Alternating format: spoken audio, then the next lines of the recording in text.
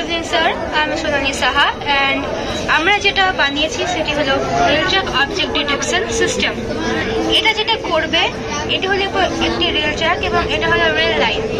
আমাদের প্রজেক্ট হচ্ছে এই রেল লাইনের ওপরে যদি 35 সেন্টিমিটারের মধ্যে কোনো অবজেক্ট থাকে, এই প্রজেক্টের ক্ষেত্রে শুধুমাত্র, তাহলে এই ট্রেনটি এসে সেই অবজেক্টের আগে থেমে যাবে, যার ফলে আমরা কোনো বিশাল বড় দুর্ঘটনা থেকে বাঁচতে পারি।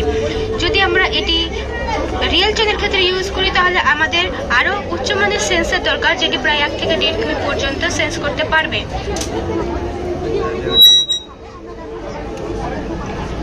এখন এখানে আপনি দেখতে পাবেন নো অবজেক্ট, অর্থাৎ সামনে 35 সেন্টিমিটার মধ্যে কোনো অবজেক্ট নেই। যখনই এখানে হাতটা রাখা হলো তখনই এখানে অবজেক্ট ডিটেক্টেড হয়তো দেখাবে, কারণ এখানে একটি অবজেক্ট রাখা আছে এবং কত সেন্টিমিটারের মধ্যে অবজেক্টটি আছে সেটিও এটি দেখাতে সক্ষম।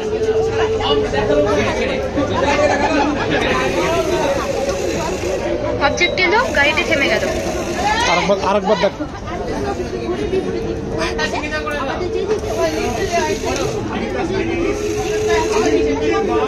এটি সুবিধা হচ্ছে আমরা 2023-এ করমণ্ডল এক্সপ্রেস দুর্ঘটনা এবং 2024-এ রিসেন্টলি যে কাঞ্চনজঙ্ঘা এক্সপ্রেস দুর্ঘটনাটি দেখেছি, সেটির ক্ষেত্রে হয়েছিল কি একটা ট্রেন দাঁড়িয়েছিল, গুডস ট্রেন, এবং অপর একটি ট্রেন এসে থেকে পিছন থেকে ধাক্কা মারে।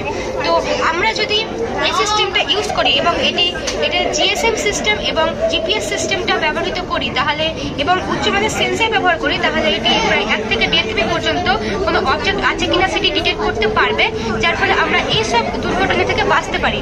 এবং এবার আপনার যদি এটা কোশ্চেন হয় যে আপনি হঠাৎ কোনো মুভিং অবজেক্ট করতে পারবেন কিনা, তাহলে এক্ষেত্রে এটি সম্ভব নয়, কারণ হঠাৎ যদি কোনো অবজেক্ট আসে, ট্রেনটিকে থামানোর চেষ্টা করা হলে সেটি আরও বড় দুর্ঘটনা ঘটতে পারে, যার ফলে এটি হঠাৎ কোনো আসা মুভিং অবজেক্টের ক্ষেত্রে অ্যাপ্লিকেবল হবে না।